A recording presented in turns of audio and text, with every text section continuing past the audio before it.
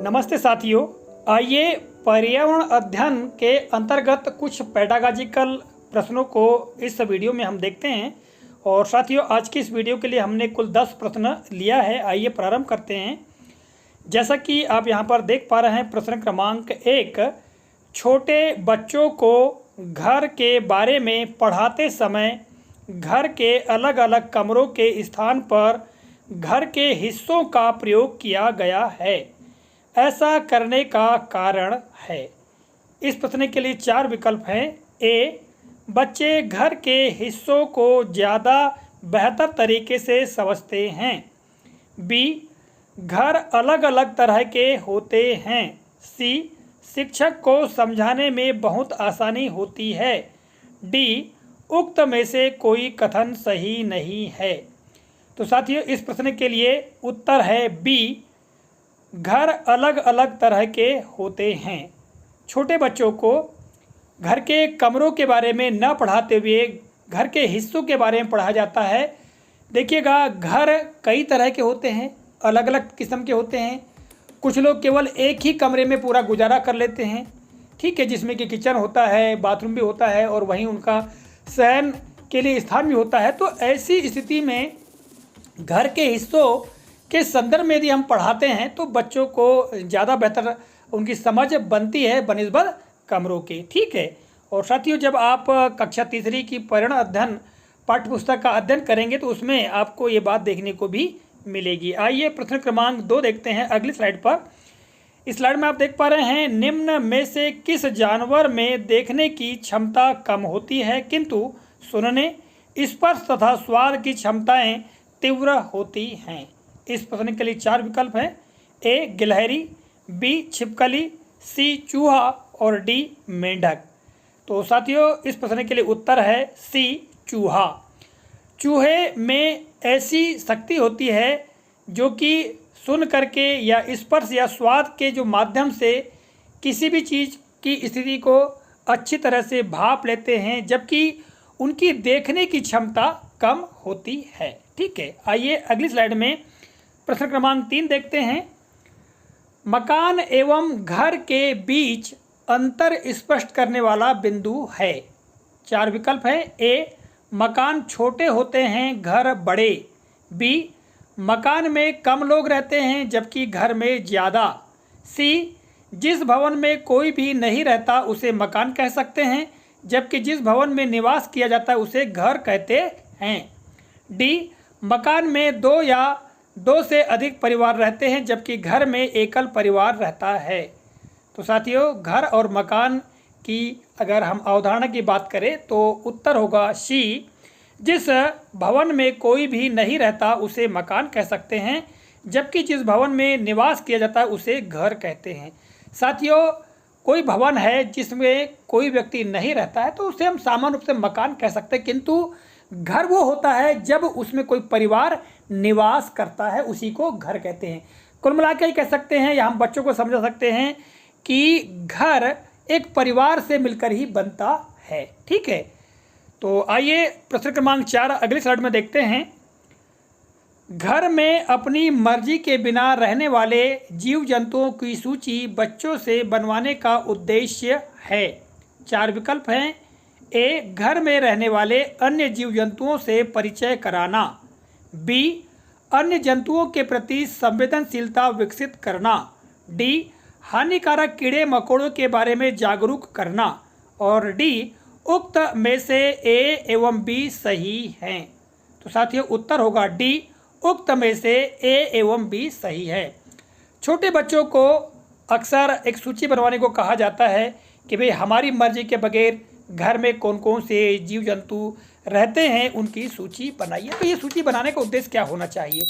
तो साथियों, इसको बनवाने का उद्देश्य होता है कि जो घर में रहने वाले जो अन्य जीव जंतु हैं जो कि हमारी मर्जी के बगैर रहते हैं उनसे परिचय कराना कि कौन कौन से जंतु रहते हैं, और साथ ही उन जंतुओं के प्रति बच्चों के अंदर संवेदनशीलता विकसित करना भी उद्देश्य होता है। तो उत्तर होगा डी। अगली स्लाइड में देखिएगा प्रश्न क्रमांक 5, स्वच्छ भारत अभियान की शुरुआत निम्न में से इस अवसर पर हुई। ए, गांधी जी की 150वीं वर्षगांठ। बी, स्वतंत्रता प्राप्ति की 50वीं वर्षगांठ। सी, देश का संविधान लागू होने की 50वीं वर्षगांठ। और डी, उक्त में से कोई विकल्प सही नहीं है। तो साथियों, हम सभी को ज्ञात है उत्तर होगा ए, गांधी जी की 150वीं वर्षगांठ के अवसर पर स्वच्छ भारत अभियान की शुरुआत हुई है। इस स्लाइड में देखिएगा प्रश्न क्रमांक 6, छोटे बच्चों को त्योहारों के बारे में सहज तरीके से जानकारी दी जा सकती है। 4 विकल्प हैं। ए, कक्षा में विभिन्न त्योहारों के बारे में जानकारी देकर। बी, विभिन्न अवसरों अर्थात त्योहारों पर अपने घर को सजाए जाने की प्रक्रिया पर बातचीत करके। सी, त्यौहार क्यों मनाए जाते हैं जानकारी देकर। और डी, त्योहारों के बारे में 10-10 वाक्य लिखवा कर। तो साथियों, इस प्रश्न के लिए उत्तर होगा बी, विभिन्न अवसरों अर्थात त्योहारों पर अपने घर को सजाए जाने की प्रक्रिया पर बातचीत करके विद्यार्थियों को सहज तरीके से त्योहारों के बारे में जानकारी दी जा सकती है।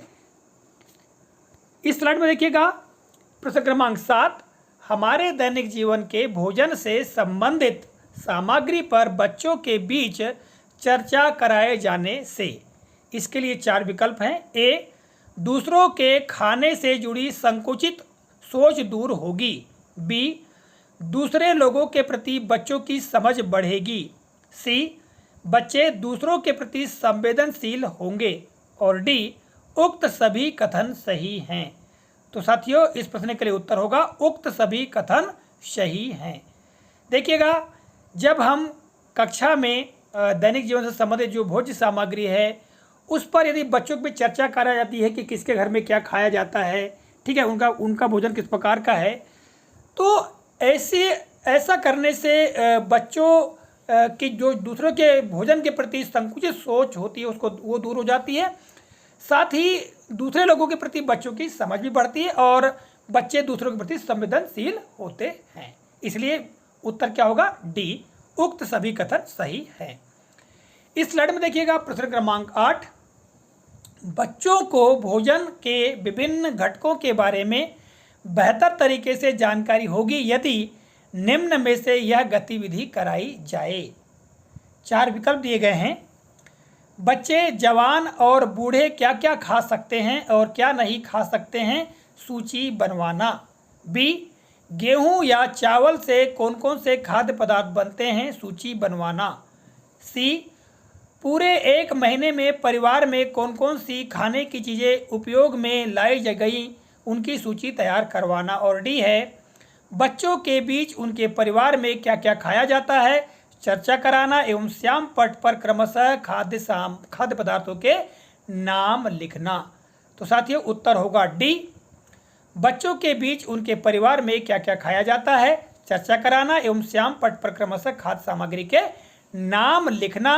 इससे बच्चों को भोजन के विभिन्न घटकों, विभिन्न अवयवों के बारे में जानकारी होगी। ठीक है, आइए इस स्लाइड में देखिएगा प्रश्न क्रमांक 9, हांगकांग में सांप से बने व्यंजन को कहा जाता है। 4 विकल्प हैं। Ling Hu Fan. B, tapioca. C, mamidi tandra. और डी, उक्त में से कोई नहीं। तो साथियों, उत्तर है लिंग हु फैन। ठीक है, और अंतिम प्रश्न देखिएगा, टैपिओका व्यंजन किस प्रांत का है। ए, केरल। बी, कश्मीर। सी, उड़ीसा। डी, पश्चिम बंगाल। तो साथियों, उत्तर है ए, केरल। आशा करता हूँ इस वीडियो में जो भी जानकारी मैंने दी है उपयोगी लगी होगी। मिलेंगे अगले कालखंड में, तब तक के लिए जय हिंद।